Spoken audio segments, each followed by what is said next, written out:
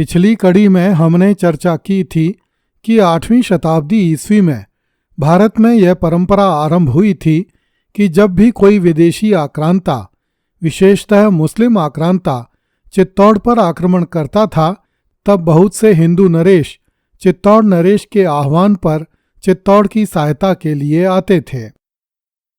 मेवाड़ के घुइलों के झंडे के नीचे रहकर विदेशी आक्रांताओं से मोर्चा लेने की हिंदू राजाओं की यह परंपरा ईस्वी 1527 में खानवा के युद्ध तक स्थापित रही, जिसमें महाराणा सांगा के झंडे के तले अनेक राजा लड़ने के लिए आए थे। बाबर ने अपनी आत्मकथा में राणा सांगा की सेना का विवरण देते हुए लिखा है कि सांगा के पास कम से कम 2,22,000 सैनिक थे, जिनमें 1 लाख सैनिक राणा तथा उसके अधीन सामंतों के थे और 1,22,000 सैनिक मित्र राजाओं के थे, जिनमें वागड़ अर्थात डूंगरपुर के रावल उदय सिंह के पास, चंदेरी के शासक मेदिनी राय के पास 12,000, सलहदी के पास 30,000, हसन खां मेवाती के पास 12,000, ईडर के राजा वारमल के पास 4,000, नरपत हाड़ा के पास 7,000, कच्छ के राजा सत्रवी के पास 6,000, धर्मदेव के पास 4,000, वीर सिंह देव के पास 4,000 और सिकंदर लोदी के पुत्र महमूद खां के पास 10,000 घुड़सवार सैनिक थे। बाबर ने सांगा की सेनाओं में मारवाड़ के राव गांगा राठौड़ की सेना, आंबेर के राव पृथ्वीराज कछवाहा की सेना, बीकानेर के कुंवर कल्याणमल राठौड़ की सेना, अंतर्वेद के राजा चंद्रभान चौहान और माणिक चंद्र चौहान आदि बड़े राजाओं एवं सामंतों की सेनाओं का उल्लेख ही नहीं किया है।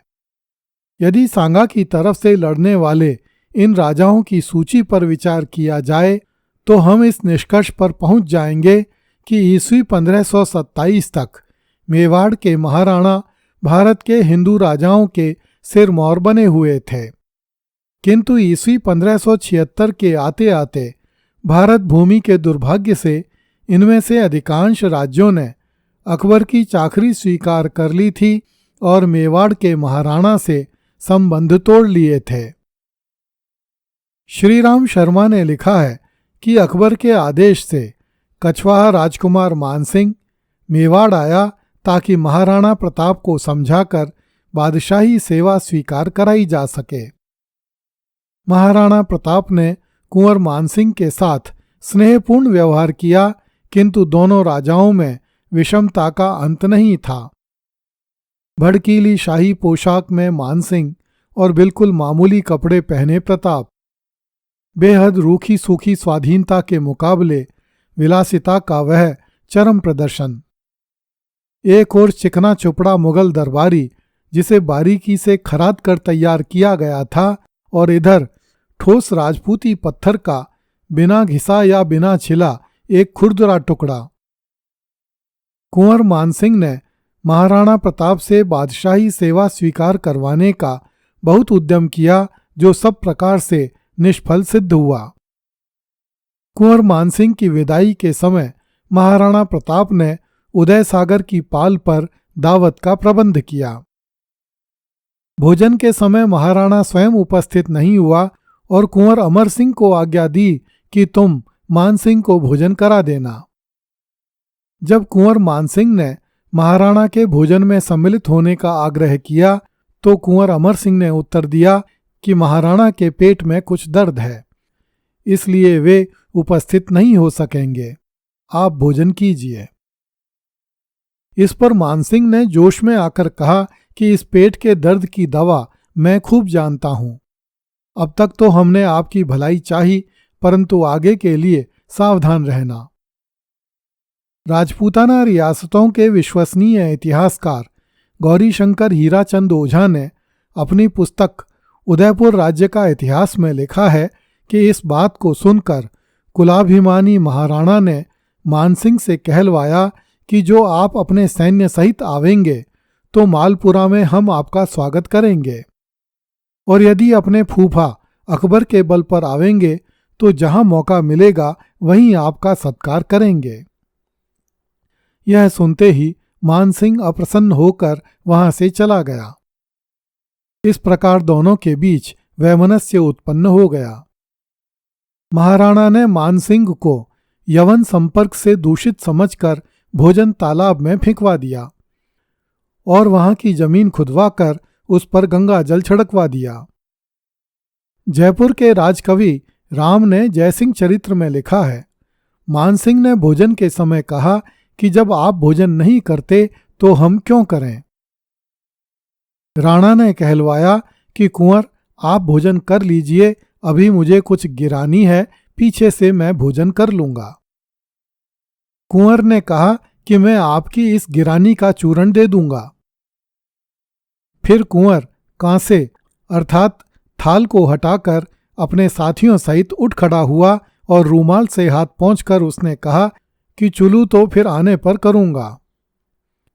जहांगीर के समकालीन लेखक मोहतमिद खां ने इकबाले नामा जहांगीरी में लिखा है कि कुंवर मान सिंह, जो इस मुगल दरबार का तैयार किया हुआ खास बहादुर आदमी है और जो फर्जंद अर्थात बेटा के खिताब से सम्मानित हो चुका है, अजमेर से कई मुसलमान और हिंदू सरदारों के साथ राणा को पराजित करने के लिए भेजा गया। इसको भेजने में बादशाह का अभिप्राय यह था कि वह राणा की ही जाति का है और मानसिंह के बाप दादे अकबर के अधीन होने से पहले राणा के अधीन और खिराज गुजार रहे हैं। इसको भेजने से संभव है कि राणा इसे अपने सामने तुच्छ और अपना अधीनस्थ समझकर लज्जा और अपनी प्रतिष्ठा के ख्याल से लड़ाई में सामने आ जाए और युद्ध में मारा जाए। कुंवर मान सिंह शाही फौज के साथ मांडलगढ़ पहुंचा और वहां सेना की तैयारी के लिए कुछ दिन ठहरा।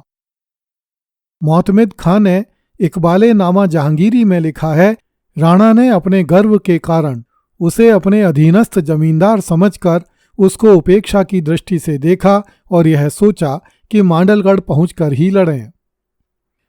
मोहतमिद खां के उपर्युक्त कथन में काफी अंश में सच्चाई दिखाई देती है, क्योंकि आमेर के कछवाहे वास्तव में मेवाड़ के गोहिलों के अधीन सामंत थे। कछवाहा राजा पृथ्वीराज महाराणा सांगा की सेना में था। भारमल का पुत्र भगवान दास भी पहले महाराणा उदय सिंह की सेवा में रहा करता था। बाद में जब राजा भारमल ने अकबर की अधीनता स्वीकार की, तब से आमेर वालों ने मेवाड़ की अधीनता छोड़ दी थी।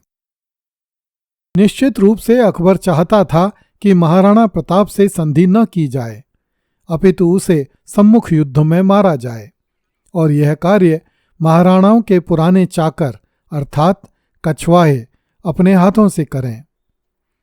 अकबर अच्छी तरह समझता था कि अपने पुराने चाकर के हाथों गुलामी का संदेश पाकर महाराणा अवश्य ही भड़क जाएगा और युद्ध करने पर उतारू हो जाएगा।